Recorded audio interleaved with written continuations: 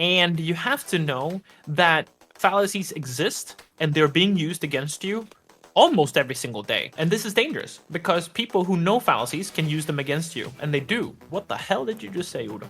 Everyone should know you have taken money from your boss. You should have honestly been taught this in high school.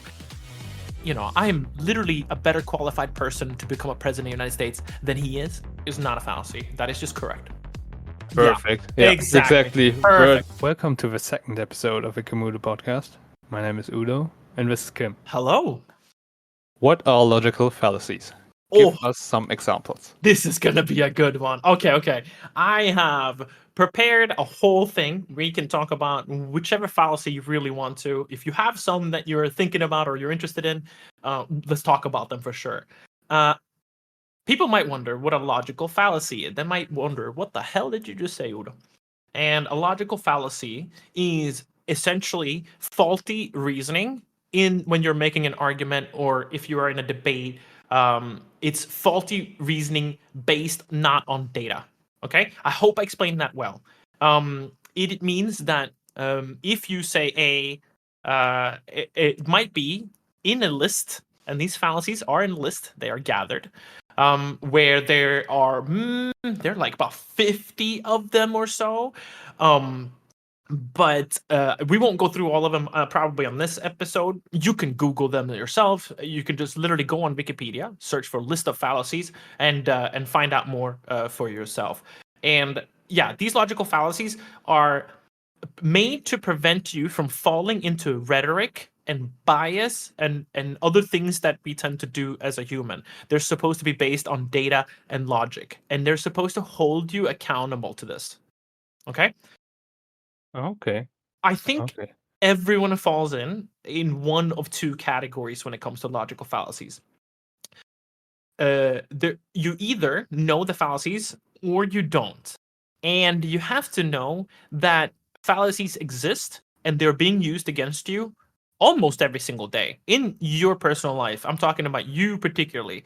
They're being used all over, and I will give lots of good examples on why they're being used against you, and also how to prevent them, essentially, which is what this podcast is going to be at least partially about, is why you should know logical fallacies, and also how to counter yourself or counter logical arguments.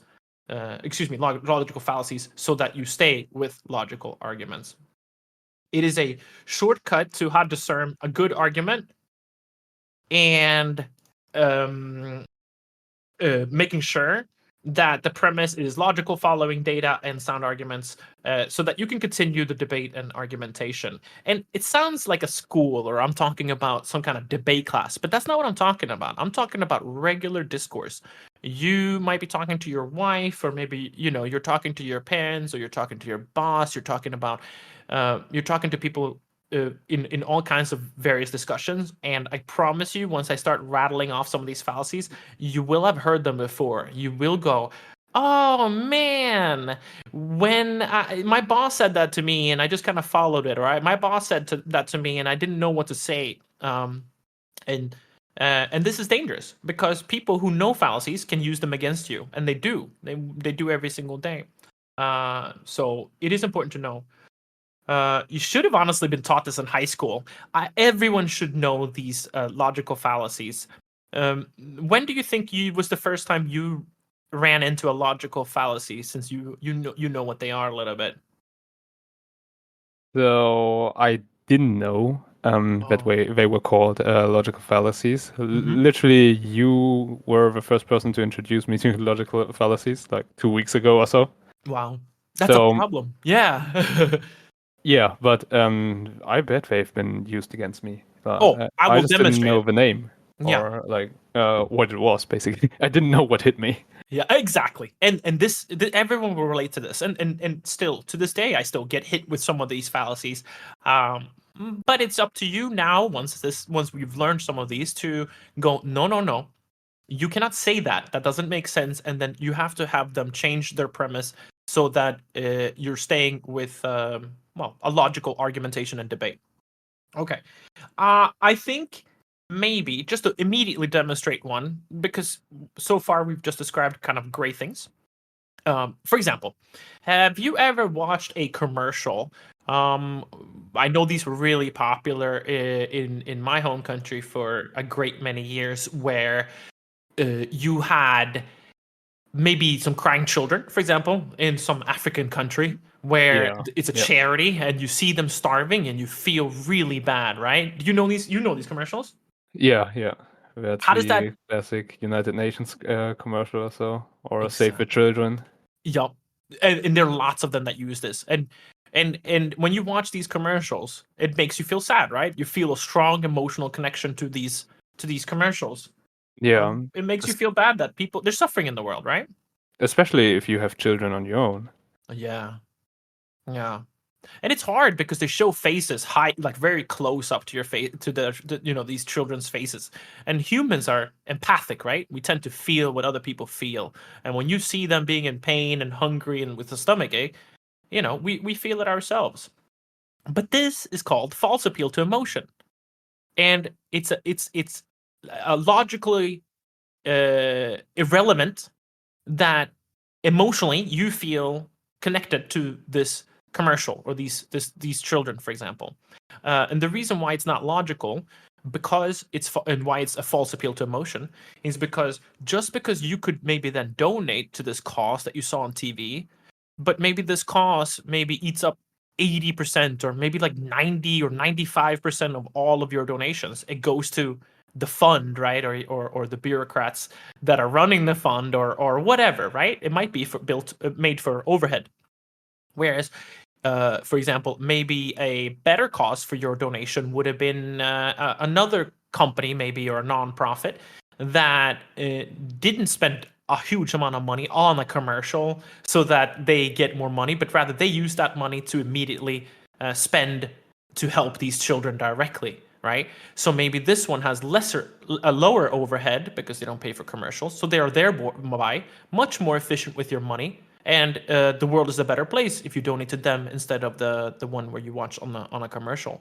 But because you don't know about them, number one, and number two, you don't have an emotional connection to them, you probably will not donate to them. That's just how we are psychologically as humans. But if you see an easy number on your screen to text and it'll give a certain amount of donation, it's been made so easily, and it's so that you will act while you're still feeling emotionally connected to this commercial, even though, like I said, it doesn't factually or logically make sense to donate to, just because it's just the fact that it's in your proximity. You happen to see them. You didn't take that and rate them, maybe against all the other ones and trying to find out which one, according to data, is the best place to donate for you. You went with your illogical, emotional brain and went, oh my gosh, I need to send some money now. I can help these children. They say every dollar counts. But yeah, until they end up taking a part of that money. So that is a false appeal to emotion. It's one of my favorite to use because I think it demonstrates very well how everyone has had this experience almost, right? You said a TV commercial is one example. Are there more examples that you can think of right now for false appeal to emotion? Ooh, to false appeal to emotion, sure. If you have let's say you are a parent and two of your children come up, and it's a boy and a girl, and the boy, just for sake of simplicity, the boy is saying, my sister ate her ice cream, and then she ate part of my ice cream as well. So I only got half an ice cream, and my sister got an ice cream and a half. Okay. And he says it very matter of factly. He's not that bothered by it. He's just reporting the facts that this was unfair and I lost half of my ice cream. And then the sister is right next to him and she is crying because the brother is telling on her and she's so upset. And the mother then, maybe as a parent, feels that, okay, it wasn't that big a deal. Maybe we just need to shush the sister because, well, the son, he wasn't that upset, so he's not a problem, or he's not a problem accordingly to the parents, when they're viewing how to solve an issue. But a screaming, crying, hysterical daughter is. So you might have a false appeal to emotion. Whereas if you're really looking at it logically, it is unfair. The boy got half an ice cream instead of one and one, And that is sound argument what the son gave. But if the daughter just turns on the waterworks and some crocodile tears, you as a parent might choose to use your heart instead and think not logically based on data, but rather I'm just going to solve this issue, which seems to be not that the son lost half an ice cream, but your issue is the fact that the daughter is hysterically crying and you wanted to stop. Yeah, and that's when parents fall for a logical fallacy. Absolutely. We which fall is for it all the time. Yeah, which is probably bad for raising the child. Like this child will probably be pretty spoiled. Oh, absolutely. And I think this is kind of what these fallacies demonstrate, is that if we don't learn, and seemingly we don't know these fallacies, right? I was taught these fallacies in university in my political science degree, in a 4-year degree. But we should have been taught this in high school, because we need to guard ourselves against bad arguments and bad rhetoric, because it comes at you from everybody. It comes at you from your boss. It comes at you from your peers, your teachers. I mean, it comes in every. It comes. Friends, coworkers. You got it. I mean, Yeah. name it. Name it. If you don't know them, and like I said, they're being used against you, right? False appeal to emotion just demonstrated how they're really scamming you out of your money, right? Because the money could have been. Commercials are very expensive, and overhead is very expensive. To have a large, non-profit perhaps. So even though they're non-profit, we think that word sounds good. It means that it cannot run a profit and save it and reinvest. But it's not. You can, in a non-profit, pay yourself $1 million, right? If you think you deserve that as a thing. And at the end of the balance sheet, at the end of the year, you provided a service, maybe quote unquote, that you think is valued at $1 million because you raised so much money. But that's not maybe where your money would most efficiently go to, Yeah, these kinds of non-profit organizations are just as non-profit as North Korea is democratic. That's right. Yeah. As long as your balance sheet is in the black and it says 0 at the end of your four calendar quarters, or maybe at the end of your year, you've not run a profit. You're fine. You're good to go. Some of them maybe spend whatever they have left of their budget on new chairs and meeting rooms for next year, so that they may get more people to donate or new investors, and that's considered good accounting. Okay. So as we can see, like we have literally just discussed only one logical fallacy, but we already saw that it applies to like basically every possible single person in your life, and many different scenarios. Yeah. So let's move on to the next logical fallacy. What do you have? Okay, I have a whole list of them. Like I said, many of them you can Google yourself. Many of them I'm not going to go over because it would be more useful for someone who is in debate or in argument or maybe becoming a lawyer, okay? For the regular person who has a regular job or regular school, you just want some of these fallacies to know at the top of your head so that you can remember what I said, which is when you hear these fallacies, you can immediately in your head go, that's not true. That is unsound. That is an unsound premise. And I'm going to say a caveat now, and I'm going to correct this. But for now, I'm going to say you can essentially ignore what they're saying, right? You can know that what they're saying is incorrect. Okay. I'm putting a caveat on there, and I will give you the caveat for last. Okay. It'll be my last thing I say on this podcast. So remember this caveat. I have it written down so I won't forget. Okay. I wanted to say one more thing before I move on to the next really, really common thing that everyone has encountered. So it's super relatable and everyone knows this, particularly if you have a sibling again. But I wanted to say one thing just to really throw some shade, because it is not a Kimudo episode if we don't try to get canceled early on, okay? Right? So here it goes. I have thought about these logical fallacies, of course, now, because I knew we were going to talk about them. And I realized that I have a international relations, a political science degree, with in my, not a specialty, but my focus was international relations, with a focus of American foreign policy. Okay, just to be specific. And if you look at the former president of the United States, Donald Trump, he was did not go into social science in school. He's a businessman, so he's literally not educated in this. So I like to kind of say that, by the way, Donald Trump does not necessarily know these logical fallacies that you're learning right now, and which is kind of fun, right? That's really fun because he's debating and things. Maybe he has learned them, but if he didn't learn them in the capacity you're about to.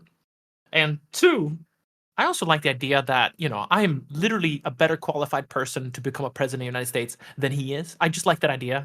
I'm actually least educated in it. He's not. So, but that's fun to think about, that he may be a good businessman, but he is not educated in politics, and I am. So, I like the idea that I am a better fit for it. Okay. This sounds good. Is that a logical fallacy? Nope. Also known as appeal to authority. False appeal to authority. It is if I made an argument and a premise on it, then yes, you would be correct. Then it would be a fallacy. But stating that I am more educated than him on the topic is not a fallacy. That is just correct. But if I said a statement like Trump said A and I said B, and then you were looking as a spectator on the debate, and you go, who do I believe? Then you cannot base the soundness of the argument just because they're educated on the topic and just because they went to school for it. Just because you went to school for it, which is false appeal to authority, you are quote unquote an expert in the field. It does not make you always right. Yeah, correct. Right, exactly. It doesn't make you infallible, and you can make mistakes still. It's important to remember this. So it needs to be on the premise of the argument. That's always what we come back to for fallacy. So good that you said that, because then I get to kind of specify it a little bit more. So thank you. Good. Yeah. Okay, I'm going to go into the first, I guess technically the second one. And then after that, I have to talk maybe a little bit about what ad hoc and post hoc is, if you don't know it, because I think we're going to come across them in some of these fallacies. Maybe what I'll do, I'm just thinking out loud now, is I won't read ad hoc and post hoc right now. Maybe I will say them when we come up with one of the fallacies where the word is used. Okay, this is better. Yes, I think it's better because it's relatable and it'll make it a little bit easier, because the terms ad hoc and post hoc gets a little bit wishy-washy, if you will. If I just say it in the gray, it could be hard to kind of understand what it means. Yeah, it's easier with an example, so we'll do that later. Okay, excellent. I think everything is. Okay. The very first one, or I guess the second one, but the very first one, if you were not thinking about false appeal, is going to be always ad hominem. Do you know ad hominem? Have you heard of this term before? I've seen that in YouTube comments, but I forgot what it was. Yeah, an ad hominem is a personal attack. We all know someone who said, statement A, and then they said, yeah, but you are an effing idiot, so don't listen to him or whatever. But that doesn't make a premise or an argument unsound just because of the person it comes from. So you cannot attack the character that made the statement just because you don't like the person or even the statement. You have to attack the argument at its core. This is a fallacy then, because you are attacking the ad hominem, attacking the character of the person saying it instead of the argument at hand. Yeah, sometimes I really wonder what people would say if Hitler says something true. Mm-hmm. Like I hear that a lot. Like, oh my God, Hitler said that. So like, I don't want to support Hitler. So, but what if he just says like 1 + 1 is 2? Yeah. Like this is like true. Like it is true. It's just facts. Yeah. So like a lot of people would fall for the ad hominem fallacy and be like, no, I don't want to listen to this. It's Hitler. He's bad. Mm-hmm. Yeah. So, and it is not an unsound premise that he said. You have to base everything we say on the premise of the logic and the argumentation. Yeah, and it's common. I mean, look, you hear this in political debates, right? You again, I hate to, I don't hate to hate on Trump. I like it, but but how many names have he named everybody? Crooked Hillary, right?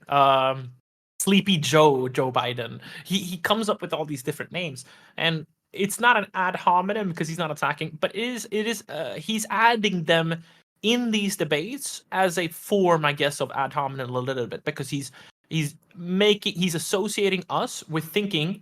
Because when he says Sleepy Joe, it makes you think, right? Is he sleepy? Is there an argument there? He introduces these things where maybe there is no data at all. What data is it that Joe deserves the nickname Sleepy Joe? There is none, right? There's no data on him being sleepy. Maybe he looks sleepy, but it's an ad hominem. It doesn't matter what he thinks about Sleepy Joe, quote unquote. It only matters what the argument Sleepy Joe, quote unquote, he makes. That's the important part.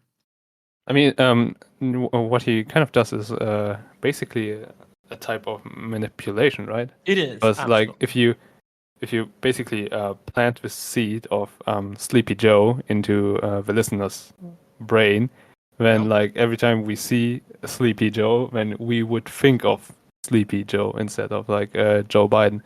And then like if Sleepy Joe does some slip up, like something that's weird, something that would be characteristic for someone who's called Sleepy Joe, then we would be more likely to recognize that. Yeah, exactly. So, we would get biased. Yep. And what you just said leads exactly into another fallacy. There's it's a false balance fallacy, which is when it's you know, in America we call it both sidism.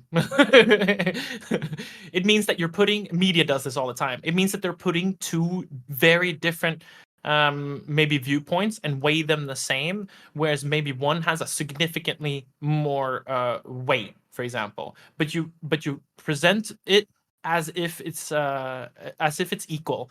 And I think maybe I'm doing a bad way of relating it, but to me, that's what that is. You're introducing, no one thought about Sleepy Joe, quote unquote, until he started pointing it out, right? And he's making it so that it's become equal with Joe and Sleepy. And that's a negative term. That's not good. That doesn't exactly inspire confidence in your leadership. So yeah, I don't know if I related it well. Maybe it was a bad example, but I just wanted to throw it out there that, yeah, false balance is another one where I feel like this happens a lot, where, yeah, they make two things synonymous.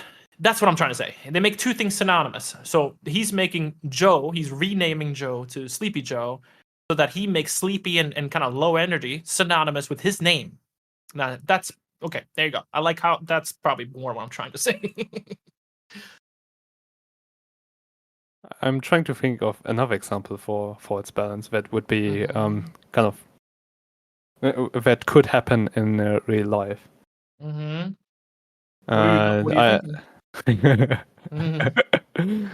It would be something like if I buy myself a car, an expensive car, for example. Mm-hmm. Okay. And then I justify that with my wife buying herself like shoes for like 100 or 200 euros. Your shoes were expensive as well, so I'm allowed to buy something that's expensive. But like, as you can see, the balance is like completely it's completely out of balance, because the car is obviously way more expensive than a pair of shoes. Yeah, they're not the same. You can't weight them the same, so it would be false to present them as close to equal when we all know that they're not. Exactly. I have another example of a false balance fallacy. For example, if you have a debate, you have a client scientist, and then maybe a client scientist skeptic, for example. So you have the scientist who presents evidence, and it's going to be peer-reviewed data, blah blah blah blah blah. And then you give equal time to the climate change skeptic who has no scientific background, maybe, and just believes it's a hoax and cites, non-credible data using logical fallacies and whatever else. Trump. So So, a false balance might be that you're giving both of them equal amount of speaking room, when really maybe someone with packed a lot of data would need a bit more time to make this make sense. And a climate change skeptic maybe is over with their argument within 3 minutes, but you're giving them an equal amount of time, when in reality you can't weigh them the same, because there's It's definitely not a 50-50 balance it's or not. weights. No, it's not. You would have Yeah. it would be more like an authority and a trainee or something. It would be more like that type of level. But in Yeah. all those scenarios, you don't have this equal balance. A student and a teacher are never on equal balance. I mean, or very rarely. Maybe you are in some maybe martial arts and things like that. Perhaps, I don't know, but Or they're like not by definition. you're not presented. Like both arguments are not presented in an equal way. In this case, by the news anchor. Yeah. All right, great. Yeah. I think this happens a lot. It Yes. happens very often, like especially Yeah. in news. Absolutely. Or very frequently, people will put you into two things. Like, they'll put you in two categories. Maybe you don't belong in either category. They'll say, well, are you a like, okay, another example. Are you a Republican or a Democrat? That's a perfect one. Many people, particularly in American, can relate to. Most of us are not one perfect or another. We fall somewhere in the middle, or we fall somewhere on a spectrum between the two, right? Yeah. So, but if they say, "Are you a Republican or maybe you are An anarchist.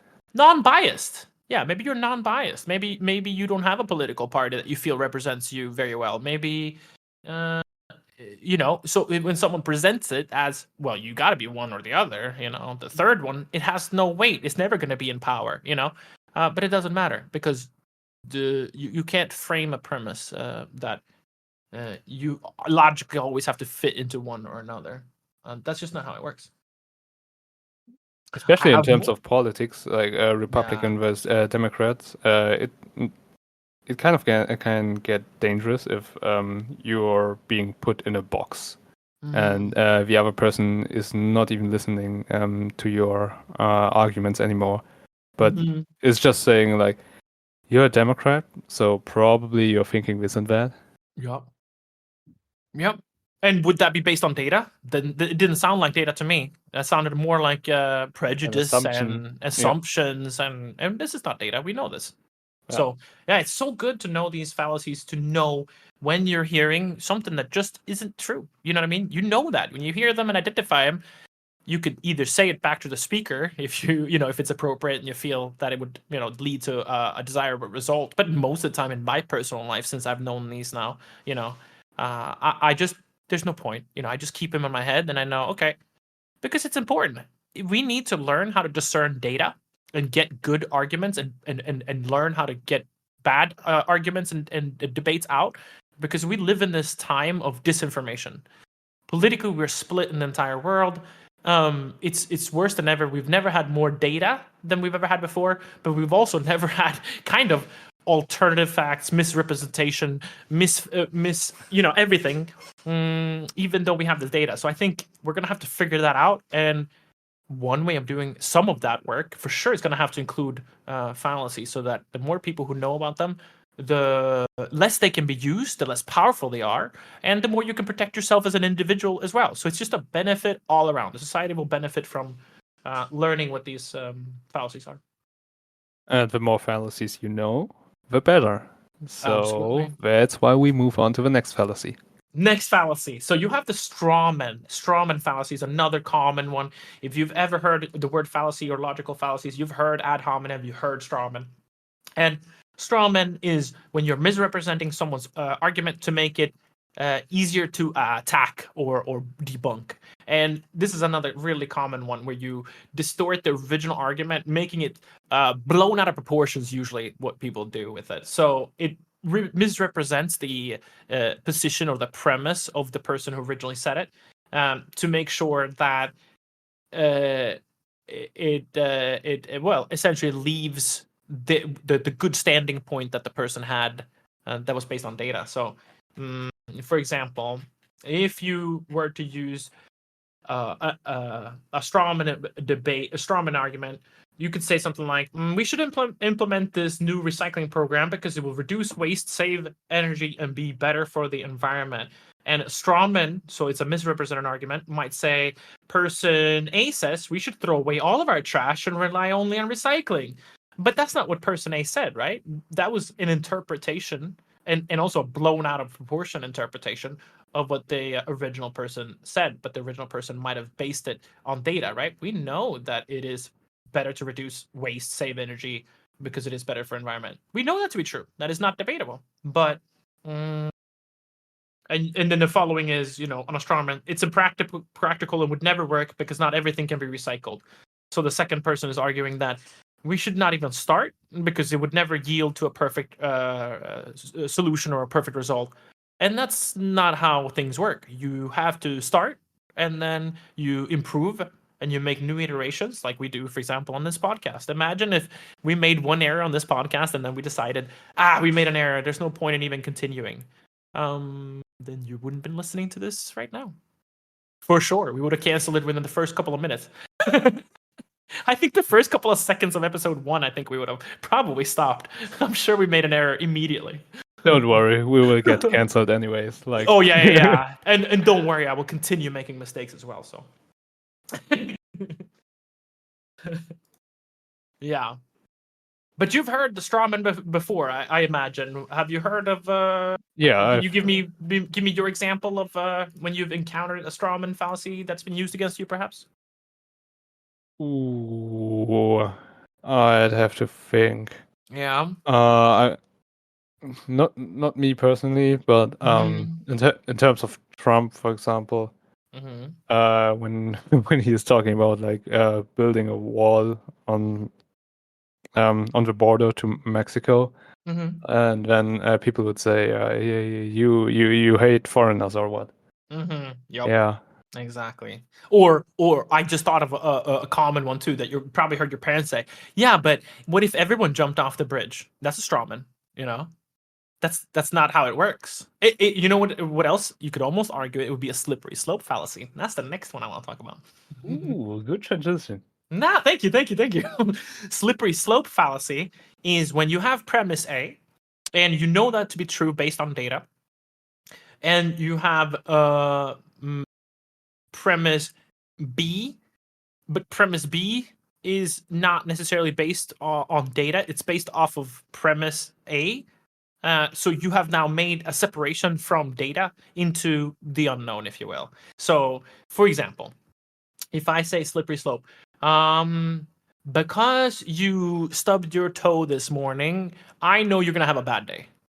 Yes, it is true that you probably stubbed your toe. That's data. You probably did stub your toe, or maybe you told me you stubbed your toe. But where do I get the data to know that the rest of your day is going to be bad? That's not true, right? Yeah, because my day depends on like so many other things as well. Oh yeah, you would need so much more data to make the second statement also true. And depending on how you view that data, you could never falsify it either. You could never argue one way or another because it's subjective based on what you think. Do you think your data was good? Your day was good or not? There's no way of measuring that perfectly, right? Yeah. Yeah, and slippery slope fallacy can cause fear and resistance to change by exaggerating consequences. That's a common one too. That's why it goes well with strawman, I think, is because again you're blowing things out of proportion, usually to make it seem ridiculous. I mean, a lot of people, they do this to invalidate what you said, and that's scary. And if you can identify when you are heading towards a slippery slope, you can go, okay, I know premise A is true. Do I know premise B is true, or do I want it to be true? Or do I think logically through my bias that is going to be true? If the answer is one of those three ladders, then you have to get new data. You have to prove or falsify premise B. Okay. So I would say we have a couple of examples of logical fallacies now. I have prepared a couple of clips. Ooh, okay. I'm excited about this. I would like you to listen to these clips. Okay, should we listen to them, or do you want to give us a premise about what we're going to listen to, or do you want me to just listen and react? Yeah, I can say a little bit. It's just a couple of clips, interview clips, and you, Kim, and the listeners should think about listen to the clips, think about them, and then say which fallacy is that. Okay, I'm ready. All right. Here we go with the first clip. Yours. Well, in what sense is our society male-dominated? The fact that the vast majority of wealth is owned by men, the vast majority of capital is owned by men. Women do more unpaid labour. Very tiny proportion. All right. So, what did the woman say? I'll read that out again. Yeah. The fact that the vast majority of wealth is owned by men, the vast amount of capital is owned by men, women do more unpaid labor. All right. What kind of fallacy is this? Yeah, I could think of a couple of different errors she's made in her argument. Because she would have to determine the premise of why that is, and then make a statement for it. So far, she's only made a statement that, by the way, I would argue maybe isn't even true in the first place, depending on how you. We could definitely have a discussion on it if you wanted to, but so far it's just been statements that are quite easily falsifiable. Not sure if I hear a fallacy, but I would love to hear what you think. Is there a fallacy in there? Am I being wrong? If you hear one, that's great. Let's hear it. I would say it's cherry picking. So she's cherry picking her. Okay, so for people who don't know, cherry picking is another fallacy where you pick from a set of data where you like certain points of that data more and certain points you like it less. You exclude the data that is not usable or not proving you correct for your premise, and then you keep or hammer home the points that are useful for your premise more. But that's not how data or analysis works. In scientific community, we have to have rigor, and which means we have to go through each full data set, and we cannot just exclude things just based on feels or wants and bias. So that's what you're talking about. It's called cherry picking. Sorry, I just wanted to throw some context in there. Go ahead. Yeah. Okay. And as you explained, the premise in this example is that society is supposedly male dominated, and the cherry picked examples are the 1% of very, very hardworking men that are like CEOs or whatever, and they are owning the vast majority of wealth, and same goes for the vast amount of capital, and the claim that women do more unpaid labor is actually I feel like this is true. Well, if I were to argue your point, which is against hers, this is how I would view it. If this is true, the statement she just made, which we would have to see data sets on to falsify or verify that it's true. But let's pretend that it is true. Let's assume what she's saying is accurate and based on science. If it is, then I would say we've only been accruing capital, I guess, since, I don't want to say since the Industrial Revolution, but really that's when things started separating between the CEO pays that you're talking about compared to regular labor, which meant that capital was starting to become concentrated one way with the higher ups, and that's true. So I would say if you have had working labor since the Industrial Revolution, and most of that working labor consists of men, they have had hundreds of years of being in the labor force, but also ownership of companies. And women have entered the workforce relatively really recently, because before that they had to be childbearing, they had to raise children for the survival of the farm. But in the modern day, women have entered the workforce, of course, but they haven't been in the workforce as long as men have. And we know when it comes to investing and capital and money that time is a huge factor. So my argument against this would be, okay, even if that is true, that doesn't mean that there's a bias or a patriarchy. It just means that that we have had men, patriarchy, have had longer to accrue that amount of wealth, and just like you would if you put money into a stock market, if you invested it there, it's going to accrue. That's just what's going to happen with business and ownership, unless it goes under, that is, of course. And previously, women were not unlocked, right, to be free, but now they are, thank God. Not in every part of the world, but more so on this globe than ever before. 2024 might be the freest year for women across the globe than ever, right?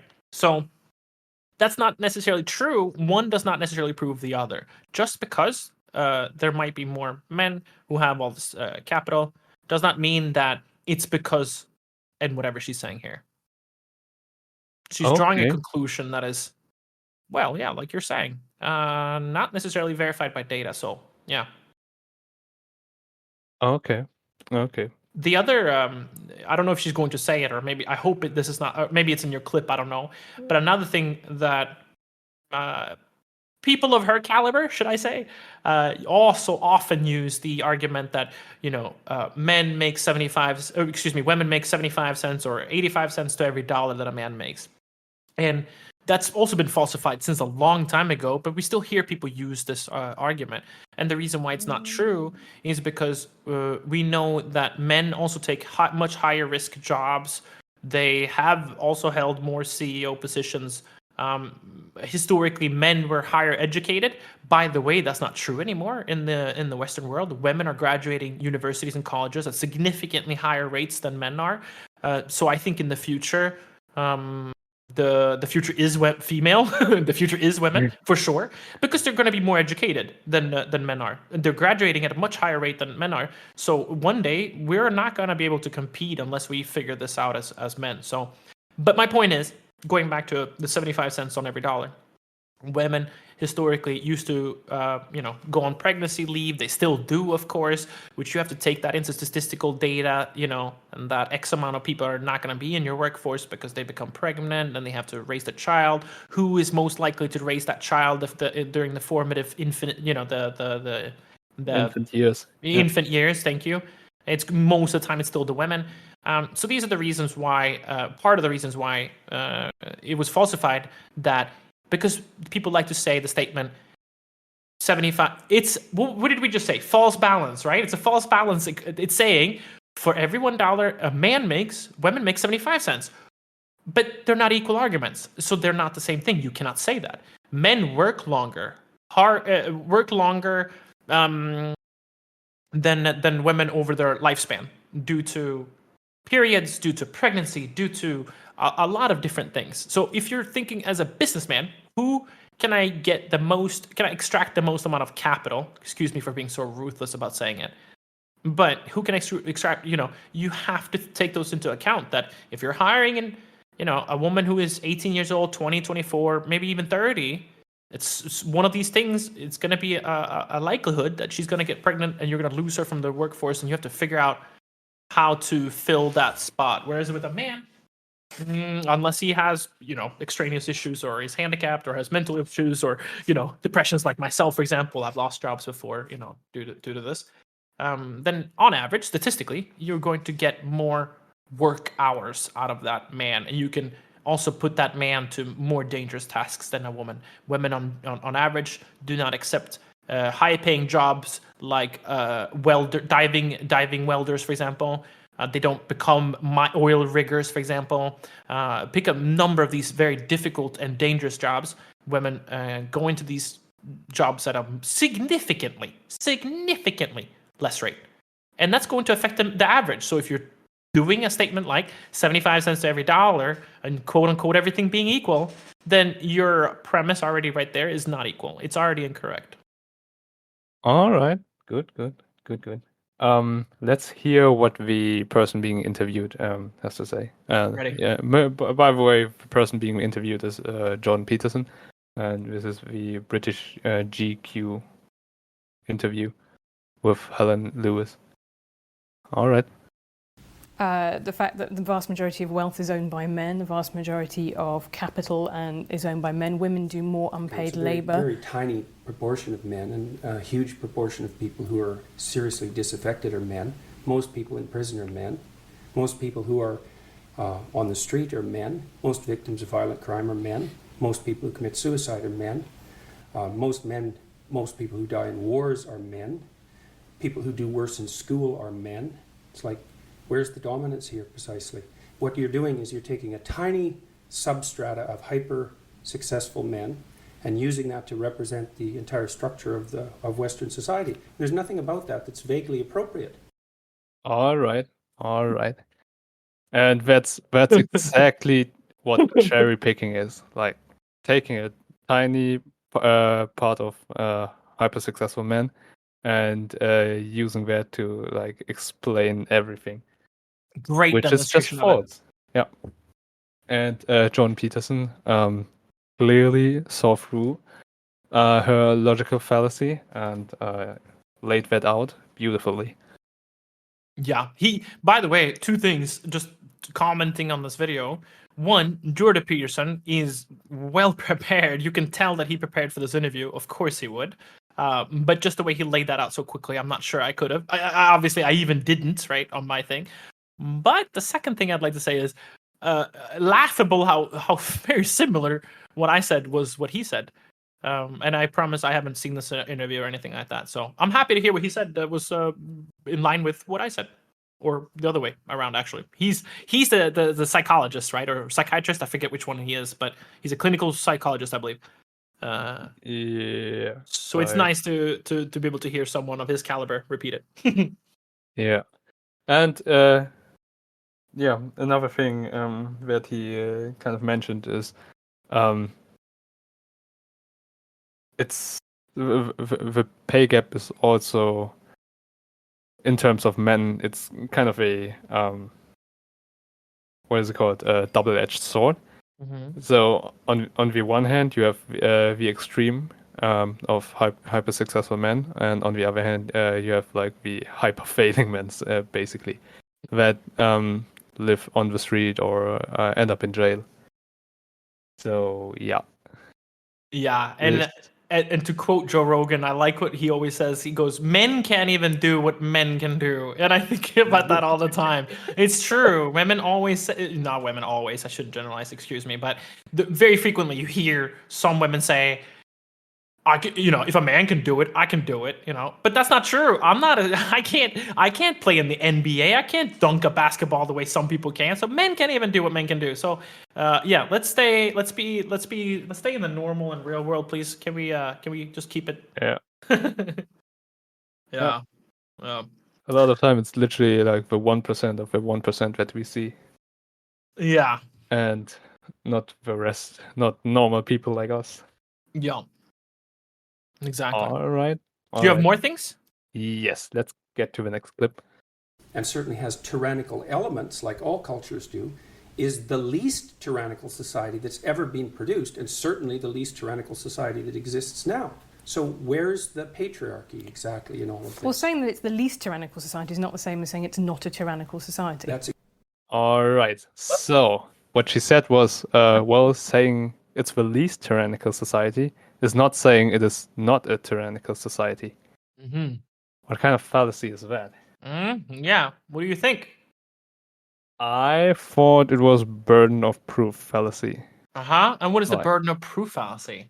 Burden of proof. This is a good one, by the way. You make a statement, and it's your burden of proof in the sense of like you have to prove your statement. You can't just assume that it's true and say that the other person has to disprove it. Mm-hmm.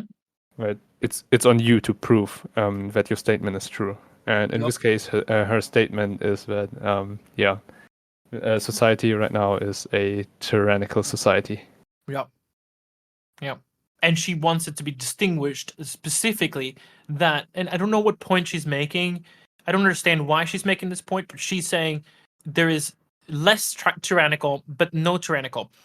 What is the argument? What's the point? I'm trying to think logically. What's the point of saying a statement like that?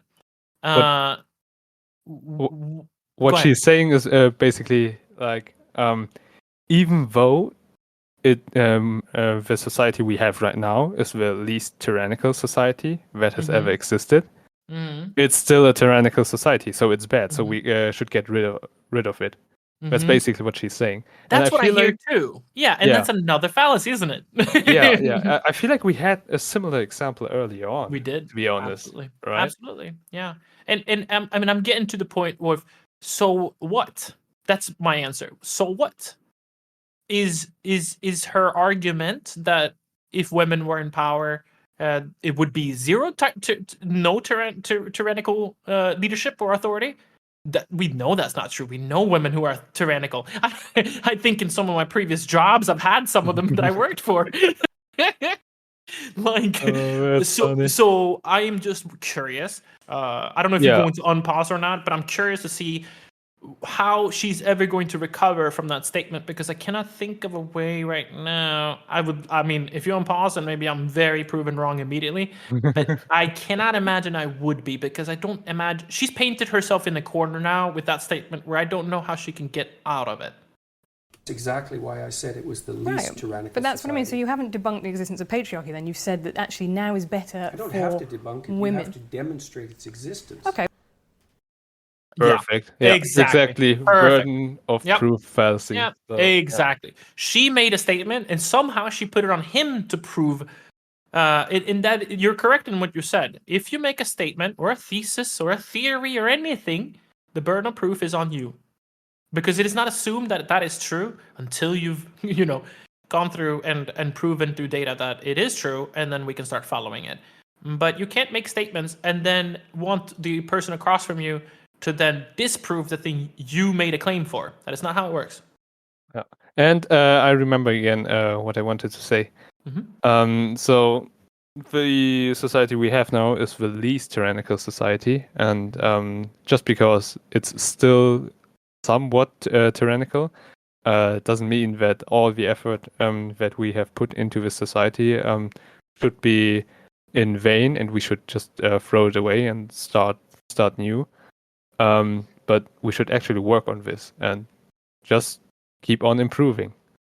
Yeah, exactly. And also, if we're reading between the lines, which she just said, she's also saying men and the patriarchy are the problem. And then she's saying now it's the least tyrannical system we have. I don't really follow how we got there. Yeah.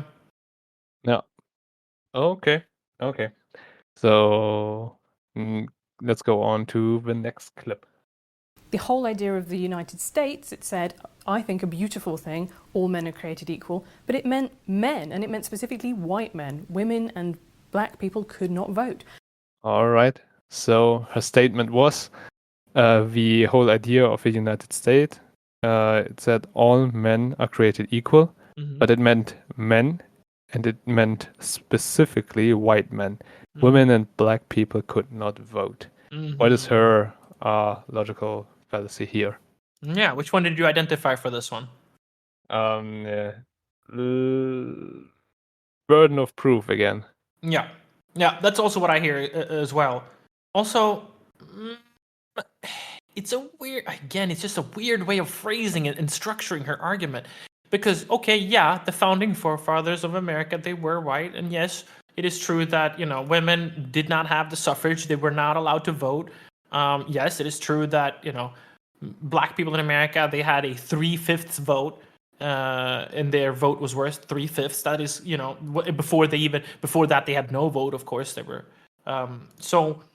yes, but does that mean that the patriarchy is at fault, or does it mean that that's how far America had gone in the culture, in the economic system?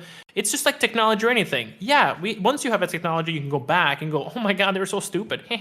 Yeah, I mean, that's what you would have to do for this as well. They did their best. It's not correct, but on the other hand, you could not write the Constitution back then and just go, we're going to include all these, various various people, because because it's just not how it works culturally. It would have not worked. Then they would have been kicked out maybe, or things like that. It has nothing to do with patriarchy. It has nothing to do. They did not specify that it had something to do with white people. That's something that she's reading in between the lines, or something that she's assuming because she's arguing that it was made that way and written that way to exclude. That's not what happened necessarily. It was just that at the time, that was culturally common, normative behavior. It was also what they thought was the best answer. It was not. I'm not saying it is. I'm not supporting this. I'm just saying that you have to put their time into context. And she's removing a lot of data and context, just like you're saying, which is cherry picking her facts. Yeah, okay, sure. By definition, yeah, sure. Black people cannot vote, so neither could women. But why? She hasn't made a statement why. Her argument is because of patriarchy. Yeah, that would be really. How are you going to prove that? What theory or data could you put through some kind of rigorous testing, scientific testing, that would come out with an answer saying, "Yep, it's the men's fault"? You cannot. It's impossible. Good luck. I know she's trying, but good luck. You cannot. Do you have more? Yeah, and yeah, I was thinking about what you just said, and there's some statements that you just can't prove, and Right. if you can't prove it, then like there's no point in like arguing about it. Yeah, you always have to it has to be, falsifiable. Or it has to Yeah, be, exactly. Yeah. it has to go through the sign. It has to go through some kind of rigorous scientific exercise to find out. And actually, maybe this brings us into the terms then, because okay, this is kind of related. So I will go into it now on the ad hoc and the post hoc, because this is what we're talking about right here. She's going. What she's using now is called post hoc. It means in Latin after, or after this, or after the event. It essentially means just post, meaning after. Okay. And she's using analysis to go through. I'm hoping that she's going through some kind of data set. I don't know. Maybe she pulled this out of her butt, but I'm going to assume she used some type of data to stand on her argument. This is a GQ interview after all, okay? So for giving her that, you have to realize that post hoc means after. So that means the data was not gathered for her argument, okay? That's what ad hoc would be. Ad hoc is when it's for the situation, and you have collected a certain type of data to either prove or falsify your theory, okay? So she's using post hoc data that's already been collected, and then she goes back in time that was not collected for a purpose, and she picks the data she likes. You said cherry picking. Picks the data she likes to craft her theory on the patriarchy. And post hoc is a fallacy. So you asked me if the cherry picking. Mine is post hoc for this one. Post hoc is a fallacy because a particular order of events does not prove causal relationship between them. So just because if you're looking back in time and history, A happened, B happened, C happened, and you are looking at data after the fact and you're tying those three, you have to be careful with how you're tying them. They may not have correlation, or they do have correlation, but it's up to the data to determine that. And when you're grabbing data after many, many years, long time ago, this data that she's talking about now started in the Industrial Revolution or before. So think about it. How accurate is the data? How much is the data updated over time? How accurate is the data for a pre Industrial Revolution, for example, person compared to a modern person in 2024? Do you think that they can be applied the same way? Are they the same person? Are they similar even? I would argue no. So she's using the facts, what actually happened, and she's using that as an argument, and that's not true. You can't do that. You cannot use the conclusion as an argument for proving you're correct. No. You have to stand on a premise that is logical, that gets you to the answer, but you have to be very careful when you're using post hoc. That's the benefit of ad hoc, right? Is that the opposite. You have a specific question, and you're gathering data, and you're putting it through an analysis method to specifically answer the immediate, okay? And this is better, but I would be remiss if I went without saying ad hoc is also a fallacy. Because you can go too far with it. And that is, in an attempt to avoid a proponent's belief from being falsified, a person who is caught in a lie, for example, has to make up new lies in order to preserve the original lie. And that is acting in an ad hoc manner. So that's an example that I have for you there. We've all known those people who say one thing and then you go, but that's not true, because I saw you on the bus, for example, and they're like, no, that was my cousin, or my brother, I have an identical brother. Oh, that's interesting, I've never met him. And they just continue lying and things like that. So that's a bit of a, you're making it up for that set of data. The new data was, you saw the person on the bus, he goes, oh crap, how do I falsify this or make sure that this is not true? I will put another lie in there. So you've created something ad hoc for the immediate purpose of lying or even. Okay, but wait, like, is ad hoc always lying, or can it actually be based on like data, like actual data that has been collected? Yeah, exactly. It could be absolutely that. You just have to make sure that it's not ad hoc. It is ad hoc if you're not following the data with rigor, but instead following bias, for example. So you can gather data that proves your bias, and you are continuing following that bias and excluding a little bit of data, for example. Now you're in ad hoc territory.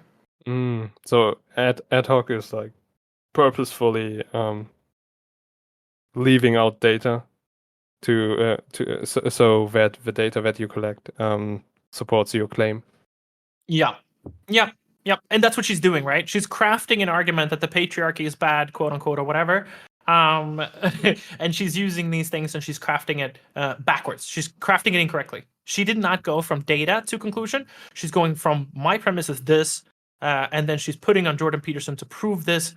And she's cherry picking data. And she's cherry picking, and she's using ad hoc and a couple of other different fallacies. So yeah, it'd be, so if you're Jordan Peterson in this interview, for example, how come, you might ask, how come he doesn't point out these fallacies? He's educated. He clearly knows them. I can guarantee you that. And the difficulty is because it's not about those two. They already know their position, and neither of them are going to change each other's position. They're not going to come out of this interview going, okay, now I understand, and now I'm pro patriarchy, whatever. It's not going to happen. It's for the audience. It's for the. Currently, as we're watching this, we have 69 million views on this video. Nice. And it's for those. So he could pause the interview and say, hey, that's a logical fallacy, and start going into it. But that's not as good of an interview as trying to stay with her, trying to stay with the discussion.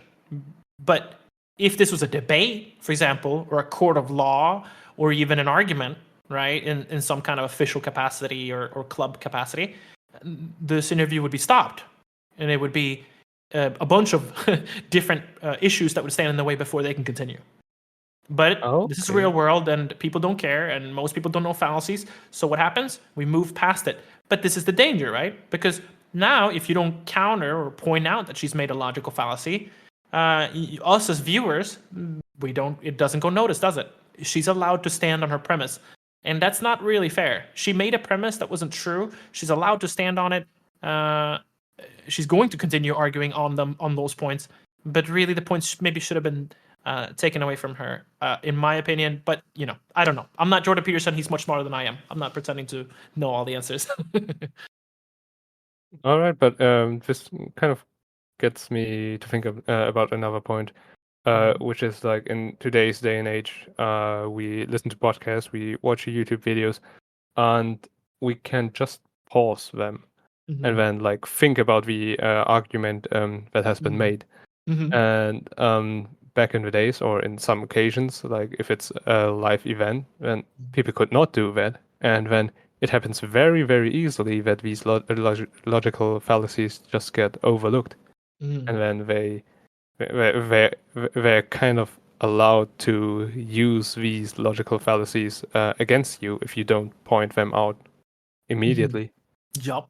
And this is the problem with not knowing these fallacies, is that they will be used against you, and it will change your discussion as a result, because you don't go, pause, wait, that's not true, because I know this is called the logical fallacies, and you can Google and show it to them and go, you have to try again. You cannot say this thing without proving your reasoning for coming up with this conclusion. All right, let's move on to the next clip. But does it bother you that your audience is predominantly male? Isn't that a bit divisive? All right, so her claim is that it's divisive if your audience is predominantly male. Mm-hmm. What do you think? Yep.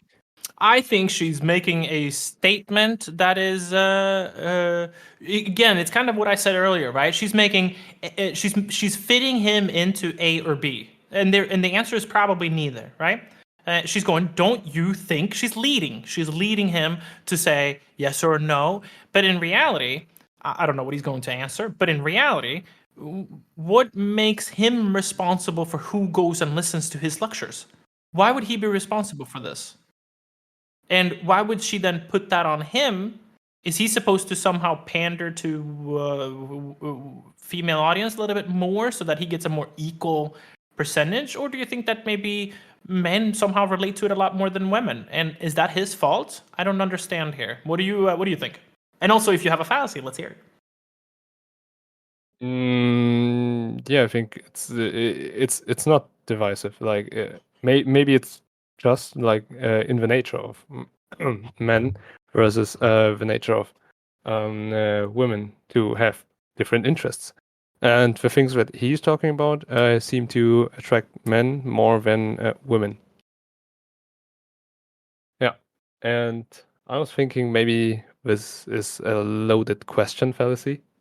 Mm-hmm. Okay. Explain the loaded question fallacy. Oh God.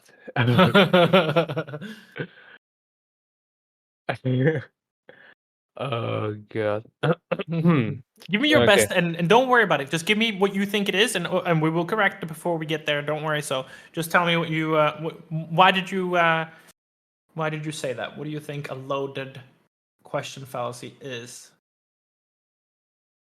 I think a loaded question is when you ask someone something, but not for the purpose of like getting the answer, but you basically you're basically trying to picture the other person in a certain way already. In this case, like painting Jordan Peterson in the light of like someone who's being divisive. Yeah, on purpose. She's pointing it out. Like, look, your data shows that most of your listeners are men. And then she said, don't you think that? And then she made an assumption. She made a premise, didn't she? And he cannot answer. He cannot get out of that without kind of losing a little bit of credibility, no matter how he does it. She has asked kind of the checkmate question, right? Because if he answers like I did, that's not a great answer on national television, but it is the correct answer, right? It would be, I don't choose who listens to my or comes to my lectures or listens to me on YouTube or my podcast.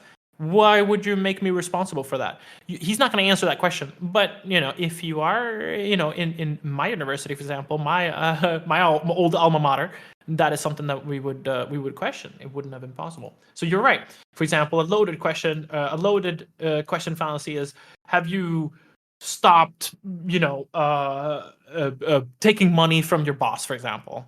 And that assumes, right, two things: one, that you have taken money from your boss. Maybe you have never done that. And two, have you stopped, right? That's the question. You're assuming that, oh my God, it might be going on now. But neither of these things necessarily might be true. But if I say that sentence and everyone hears you around in the office, what do you think they're going to think? Do you think that you see what I'm doing there? I don't lose credibility by saying the statement to you, but everyone else, including the people who are listening to this interview, are going to already picture him in that sense, right? If a girl accuses you of being a cheater, there's going to be some people who are going to believe her, and you're going to become a cheater, whether you were a cheater or not, ever. Yeah. Okay. Let's listen what he answered. Mm-hmm. No, I don't think so. I mean, it's no more divisive than the fact that YouTube is primarily male and Tumblr is primarily divisive. female. All right. So what he said is basically that men have different interests than women. Yeah. In this case, what he said is more men are on YouTube and women are on Tumblr more. Yep. And this would be verified by data. The same way that it was verified by data that most of his audience is male. It has nothing to do with anything, does it?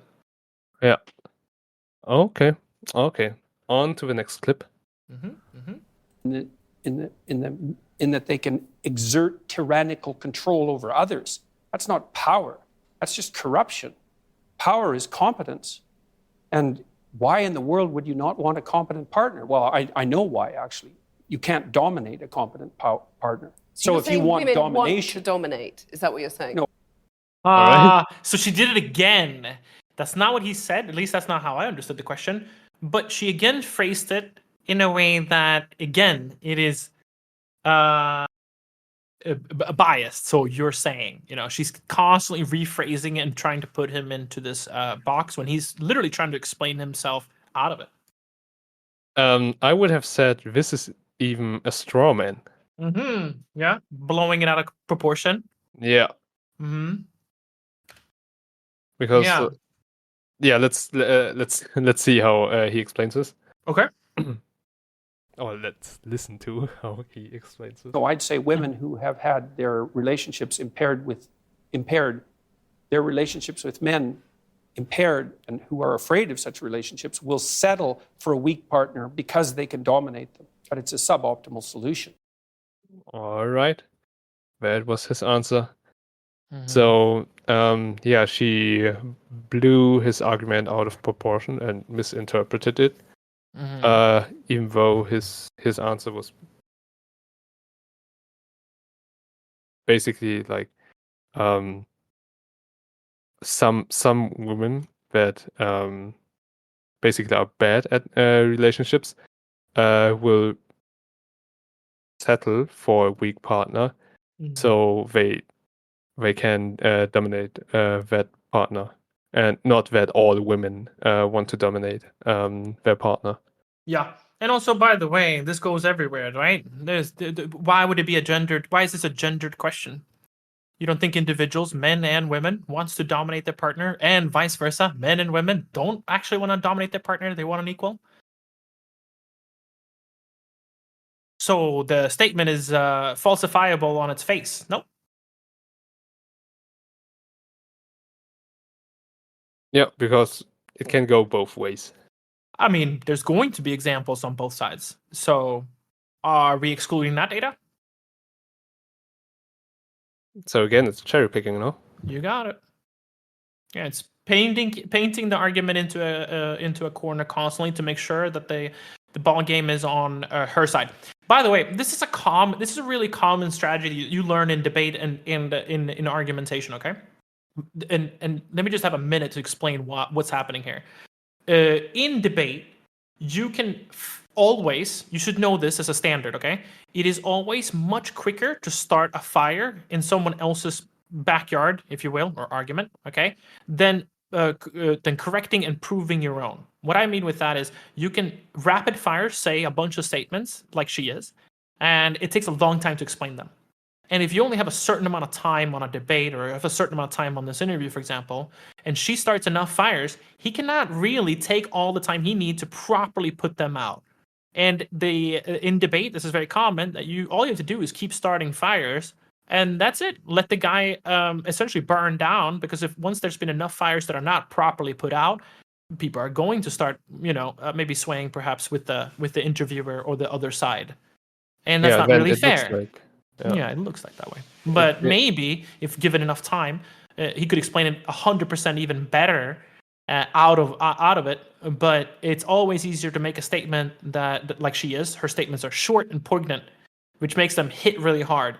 Everybody hears her question, but his his answers, they have to be long, well thought out, complicated, and they take a bit of time, and it's much harder to miss some of the words and some of the things that he says. But hers, you're never going to miss her little thing. So it's a bit unfair using this tactic, in my opinion, but it is very strategically smart. Okay. I kind of noticed like all the logical fallacies that you were explaining in the beginning. I think we had none of them so far, except for Strawman, maybe. Yeah, Yeah. sure. Which is kind of funny. Maybe we'll get to one. We will. I think the difference is on this podcast, we're trying to make it relatable to the people. I think a TV interview on these topics is not very common for people to run into these things. So yes, there are a lot of fallacies that I'm not going to mention today that were used and are used in my old school and for various things when you are in a bit more professional scenario. So yeah, we haven't used some of the things that we have. At the same time, I think we've also definitely missed some. I think people who are listening right now to the podcast are screaming out if they know these fallacies. You missed this one. You missed this one. I apologize to you personally. You're correct, of course. There are too many fallacies. I don't know all of them inside and out, I admit. I don't know anyone who does. So yeah, for sure we're missing a bunch of them. But we're just trying to demonstrate really how they look and some case examples and what you can do about them, right? All right, let's get to the next case example. Do you It think does that's what no a one lot of any women are good. doing? I think there's a substantial minority of women who do that. And I think it's very bad for them. They're very unhappy. It's very bad for their partners, although the partners get the advantage of not having to take any responsibility. But what gives you the right to say that? I mean, maybe that's how women want their relationships, those women. I mean, you're making these vast generalizations. All right. And So she's making vast generalizations as well. Her literal last statement was all women, blah, blah. She's so true. yes. So Yeah, it's funny yeah. how when 2 questions ago or so, it was everything was gendered. 2 questions later, now he is. It's interesting. So that's quite a double standard. Yes, it is. Okay. And 100% a fallacy. 100%. I know this one is. I can't name it, but there is. But it is. Okay. So the statement is basically maybe that's how women want their relationships. Yeah. So that, in my opinion, would be an entitled to my opinion fallacy. So like maybe they want it that way. All right. And they are allowed to want it that way because they are entitled to their opinion.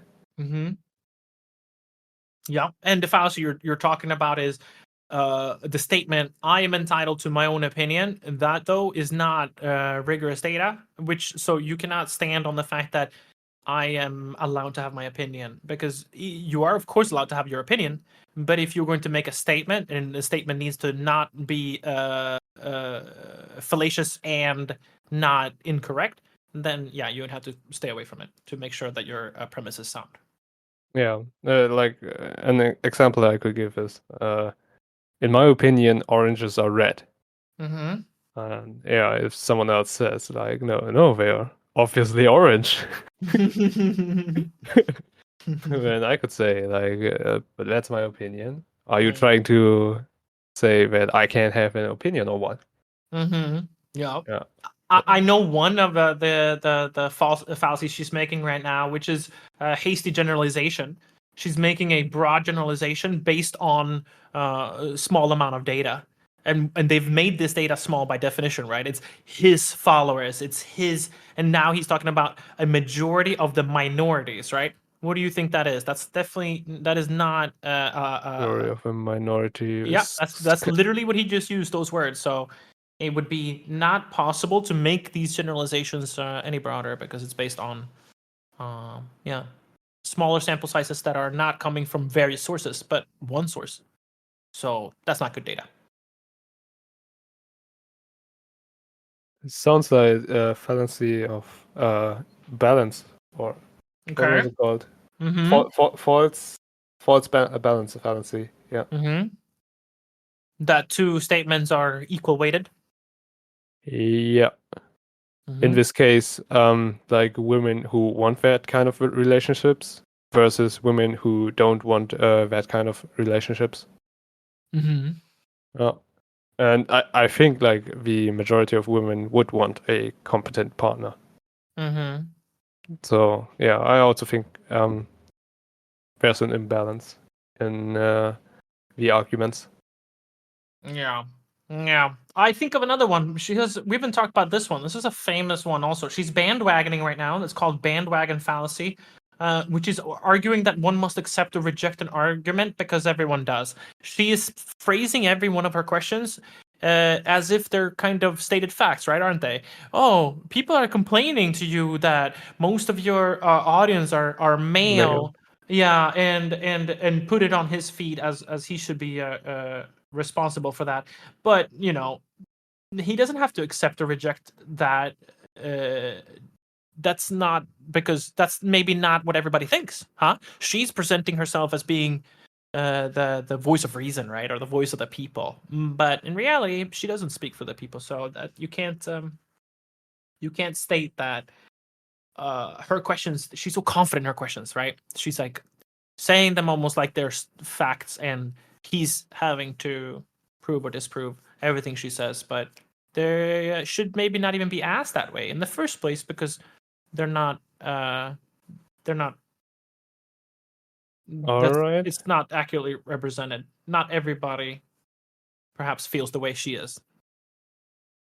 All right. So let's see what else she will throw on Jordan Peterson. Created by white men to dominate and exclude women. But then I want to put minorities too dominate and exclude Okay, sure. minorities and women. But I want to put to you that here in the UK, for example, let's take that as an example, the gender pay gap stands at just over 9%. You've got women at the BBC recently saying that the broadcaster is illegally paying them less than men to do the same job. You've got only 7 women running the top FTSE 100 companies. Yeah. So it seems to a lot of women that they're still being dominated and excluded, to quote your words back to you. All right. Yep.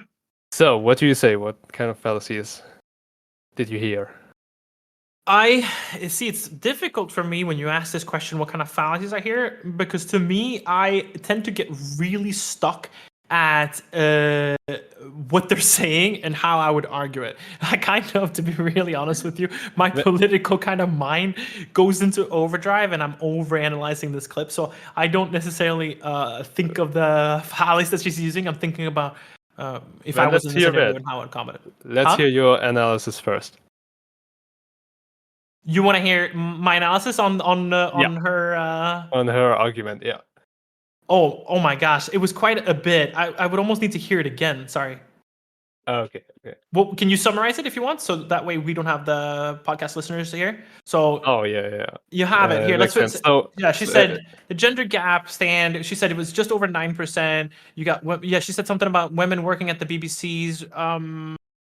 Yeah, women. And, only 7 women running in the top FTSE 100, which is like high-ranking companies. Mm-hmm. And a lot of women are dominated and excluded. Yeah. In this way. Yeah. So 2 things. She made that statement that he said it and stood by those words because she said to quote your words back to you. But we all know immediately when we unpause this, if we do, that he's going to say that's not what I mean. Right? That's going to be the number 1. That's not exactly what the context that I put my sentence in. So that's number 1 immediately. So she's misrepresenting. She is. I'm trying to think if she is begging the question. Maybe give me a second. This is. You might be quoting out of context here. Yeah, quoting out of context. Yeah. I'm trying to think because there are so many of them. It's really. Yeah, but what do you think? I've written down false cause fallacy. And what is the false cause fallacy? What I meant by that is assuming that because one event follows another, the first event costs the second. It's another post hoc, by the way, that we talked about. This is a post hoc part of the post hoc fallacies. Okay. I was thinking like so she's trying to explain the gender pay gap. she's seeing all these observations where there are less women or women getting paid less, and she's only seeing one cause for that, which is like discrimination against women. But the thing is, like something like gender pay gap has many different reasons why there would be a difference. For example, something that you talked about earlier is that men work more years in total over their lifespan, which means their careers will be more advanced than women. Because most women at some point will stay with their children and therefore work less. And if a man has more experience, more years of experience, then he can demand a higher pay. So that is another reason for the gender pay gap, which is not just like discrimination against gender. Yeah, absolutely. Well said.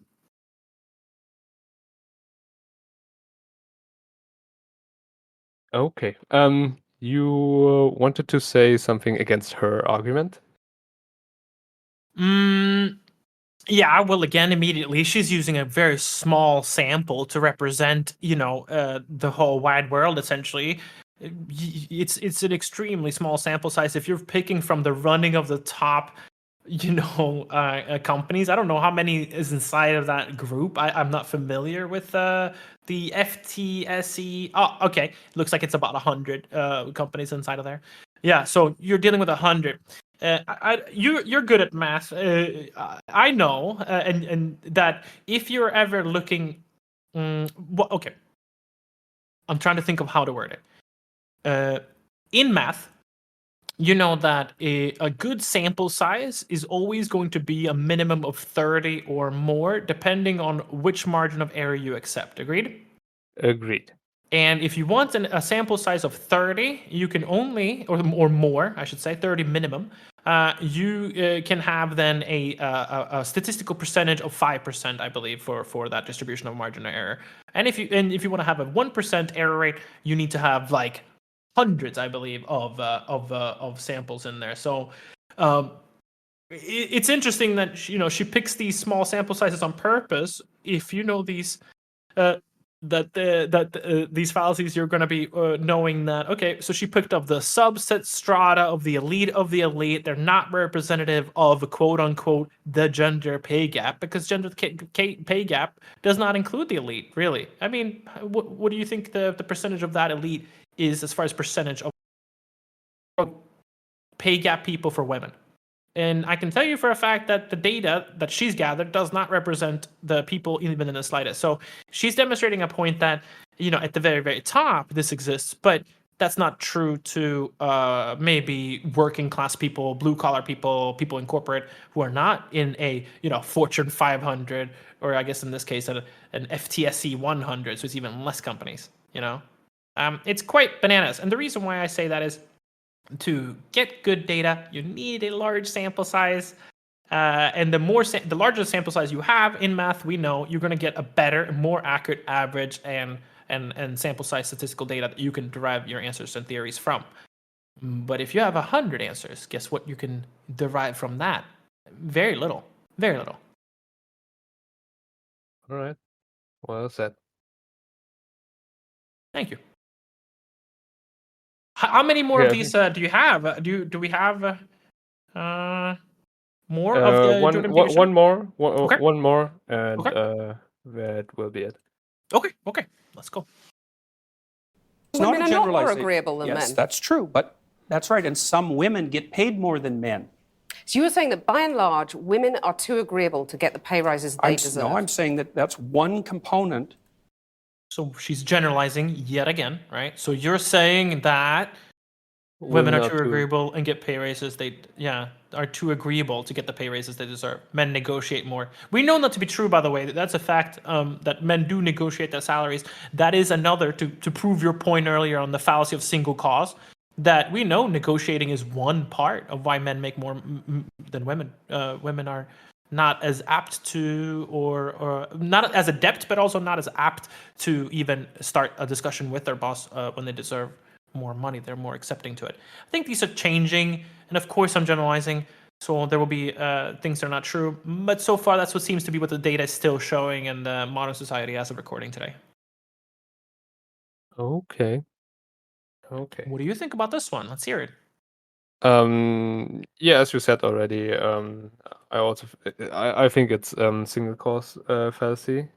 She again thinks that there's only one cause, but in reality there's many more reasons why women would less often negotiate their salary, and therefore get less pay raises. Well, women, listen to me. If you're listening to this podcast, find out how to discuss and argue your point. Come ready and validated. Not ready and validated, but ready to make your point of why you deserve higher salaries. I promise many of you who are listening, this is gonna hit you quite hard, I think, because we're not good at representing and standing up for ourselves. It's difficult. But that's something that can be trained. Absolutely, practiced. that's the good news. That's exactly it. Exactly it. You can practice this. You can practice and make bullet points even, and make a little speech if you want. Look and practice it in front of a mirror, and then so you can see how you look when you're making this argument. And think about your standing, your posture. Think about your ums and the likes. Think about writing down so you know which points you want to hit, and then try not to deviate from them. And I promise a lot of you will have more success than you think you would have. I have done well in my career, and I do negotiate almost all of my contracts, actually. Almost all of them. Some of them I could not negotiate because they were unionized jobs, so they were already set. But I have done really well negotiating my salary. Don't accept the offers that are just put on your table. Try to have another option, by the way, as well. You can use this as ammunition for argumentation for getting a higher salary as well. So I didn't mean to kind of deviate from what we were talking about, but I mean to. Nice. I mean, we can't deviate if there's no topic for today, is there? I mean, we're talking about whatever. Welcome to the Kimudo podcast. Yeah, I think that's a good thing. Good story you shared for people, because maybe some people are listening to this and then they get a bit more courage because they see that you are also negotiating your contracts. So yeah, I'm using this myself every single job for sure. You mean logical fallacies, or that too? Sure, yeah, absolutely. Yeah, I use logical fallacies also, not necessarily against people, but to identify them as well. You can use these fallacies in a lot of different ways. Okay. Yeah. Would you teach something like this in high school, or is it too early? No, I don't think it is. Maybe it's during the latter years of high school, perhaps. So you have a little bit of a concept, but at least in America, your senior year of high school, you are going to be about 17 or 18 years old. That's enough to understand these. These are not that complicated. I think they're complicated, maybe in their wording, but I think you can use case examples like we are now to make them understood. If you hear these names of the fallacies, it could be complicated if you don't know. If you don't know what an ad hominem is, it doesn't say anything to you. But yeah, I think this should be taught in high school. Like I said in the beginning of the episode, it is really important to know. It's as important as we should be taught how to use credit cards. We should know how to what compounded interest is, for example. Albert Einstein said something like along those lines, didn't he? The most powerful arithmetic in the world is compound interest, or something like that. Do you know this quote? I thought it was a Warren Buffett quote. Yeah. Okay. Let's find Yeah, it out. I sounds like know one. It sounds like it, one. it actually it does indeed. Yeah. Compound interest. We're gonna find out right now. Live interest on the podcast. Let's see. Compounding interest. Compound interest. Albert Einstein. Let's see. Was it he who said this? The quote is, compound interest is the eighth wonder of the world. He who understands it earns it. He who doesn't understand it pays it. It's often attributed to Albert Einstein. But and I remember he said this because compound interest is so exponentially powerful that it is hard for a human brain to wrap your head around. Yeah, and the thing is, compound interest does not only apply in the financial sense, That's where right. you have interest on your interest, but also on learning a new skill, for example, learning a new language, for example. Yeah. Like a lot of people that know two different languages, they have it easier to learn more languages because they kind of understand language instead Yeah. of just like knowing the words, and that's something they can apply to many more things. Yeah, yeah. And it's not linear. Compound is the opposite of linear, right? If you take a typewriter, you can write a book on there, and or you maybe even you take a computer and you can type a book maybe faster than you can on a typewriter because the keyboard is a little bit quicker than the old keys on a typewriter.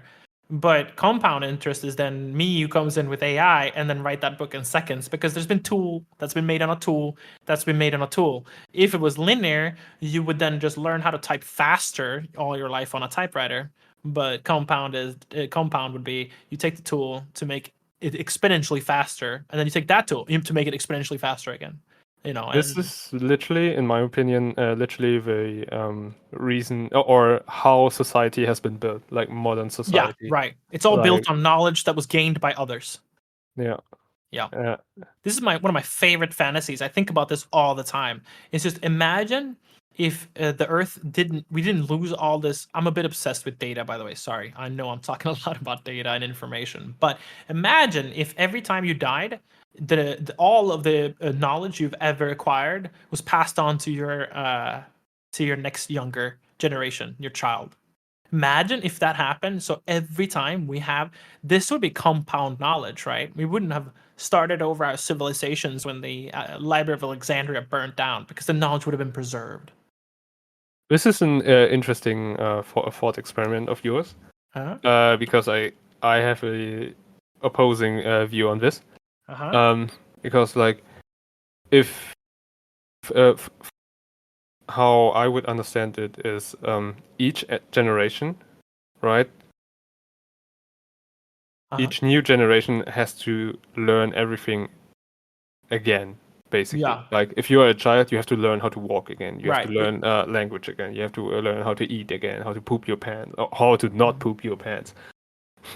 We can even tell them that stove is hot and not touch it. But guess what children do, right? They have to find out for themselves. Yeah. And this new reset basically allows the next generation, children, to explore new ideas. So with a fresh set of with a eyes and a fresh mind. Yeah. And that's how they might in the beginning learn slower, but the growth after that will be like exponentially bigger.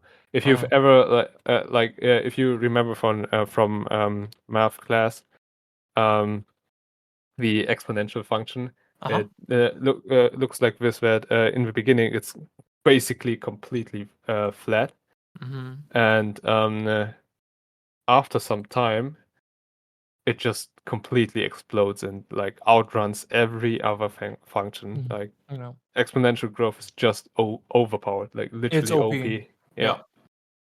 So like children or humans are kind of similar in the sense that like in the first 18 years you're useless, but at some point the compound interest kicks in, and your exponential growth will just outgrow everything else. So I'm this would be halfway worth with it. you, but I need you to define it a little bit further. Because I'm not, I understand what you're saying, and but I don't follow where that exponential comes. What would be? Okay. Yeah. Okay. So I have to think of a good example for this, but the first thing that I'm thinking of is like, if the new generation always remembers what the last generation did, okay, it's basically as if you're on a highway, for example, and you're like accelerating in one direction, okay, and you get the velocity or the boost from the last generation, and you build on top of that. So you're always accelerating faster and faster, okay? But that's what I don't follow. You have to. We have to stay here almost because I don't. Okay. Yeah. Let me explain. But what happens when you get to a new generation in my mental model is basically like you're going slower, but you're going slower, so you check if you're going in the right direction or not. Because going in the right direction or it's more a important better than going fast in the wrong exactly direction. exactly. So that's why like a reset on each generation is important. So you explore new options, which might be way better than your old options. For example, wait, sorry, let me finish continue, this please. quickly. For example, like the old generation, like the old generation, used horses as an means of travel on land, and the new generation uses cars. So that's a way better way of thinking, a way better modus operandi. And horses can never get as fast as cars. So you're exceeding the limits of the last generation by picking a better option in the new generation. Okay, so to test this, okay, here's where I come from. It's so interesting that you're saying that because it's fascinating how I consider you and I to be very equal, but you view this differently. Because my argument is this: why would old knowledge, if we call my argument right, old knowledge, when you inherit the old knowledge into the son, or for example, why would old knowledge not do this exponentially? Not old knowledge, but old biases.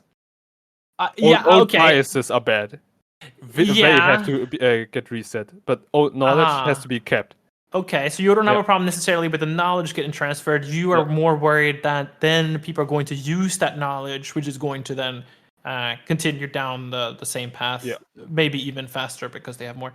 That's interesting. I mean, I see what you're saying. I definitely think that when you take someone, for example, who's an outsider, and you've been seeing a joke for a long time that maybe you've been working on, when an outsider comes in with fresh eyes, they will see the perspective different than you have because you're so close to it. So I agree that your argument makes sense in that sense. Where I may be different from you is that if you have all this data with old knowledge, you don't have the new eyes set on it, but you'll have the experience to replace it, in my opinion. And by having this old knowledge, you are not going to go down these potential dead ends, if you will, because you're going to already know that some of these are not worth exploring. Whereas if you are a new, fresh person, you're going to be naive and you're going to go, maybe this works, maybe this doesn't work. And you're going to get burned sometimes. You're going to waste some time trying to find the right answer. And you're going to course correct a couple of times. These together, in my head, in this very theoretical example, does not make it faster or better just because they have fresh eyes, though I admit that is an advantage.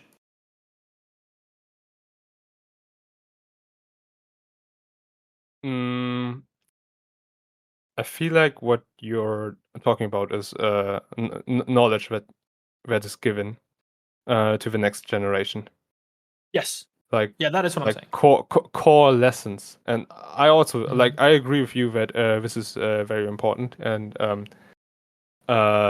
it's way quicker if the apprentice like just shut ups and listens to what the master or the teacher is saying, and then tries that out.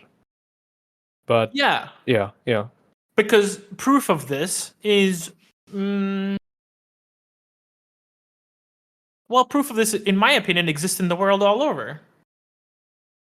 That the fastest way, for example, if you're going to learn a new skill, and you don't know anything, and let's say I've never drummed, for example, but if I'm going to become a drummer, the very first thing I'm going to do is get knowledge from someone who has it.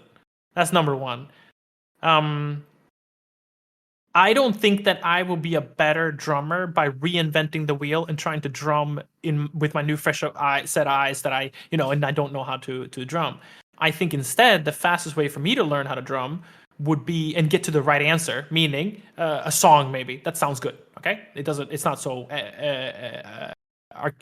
anarchic or whatever. It's not so crazy. So for me, I would then first copy. We always know if you don't know how to do something, copy others. Copy business model, copy the instrument, copy your teacher, copy how people speak in every single scenario almost. Get knowledge from an authoritative figure that is an expert in that field, and then copy them. And then once you've copied, then you can iterate and make your own songs or compose or whatever it is that you're doing. And I think since somehow Mother Nature seems to benefit this already, as it looks like in today's world, and not your model, I would say. There's not too many children who are like 18. Sorry if you're 18. I don't mean to call you a child, but if you're a very young adult and you're 18, there's very few scenarios where we're going to, where that's going to change the world compared to, someone who has experience in it. An old businessman is always going to have better practices on running a business and then maybe an 18-year-old who's trying to come up with maybe the new Facebook, like Mars, most of them are going to fail. Most startups fail, and they come with fresh eyes and new ideas and all these things. The businesses that tend to do really well are more conservative and based on economics, cash flow, data, blah blah blah, knowledge essentially.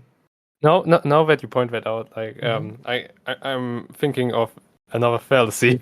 Okay, let's hear it. Which is basically like I don't know if it has a specific name, but a new fallacy I would call it, or like the new idea fallacy. Just because something is new doesn't mean that it's better. Mm-hmm. Just because something is old doesn't mean that it's bad. Mm-hmm. It's called ageism. Ageism is. Yeah, ageism fallacy. Just because you're old and you have knowledge like a grandpa doesn't mean that you're correct in everything you say to that child. The child can also be correct sometimes. Yeah. Yeah, it's based on the premise and the data, not on the authoritative figure. False appeal to authority. Yeah. Okay. Yeah. Yeah. All right.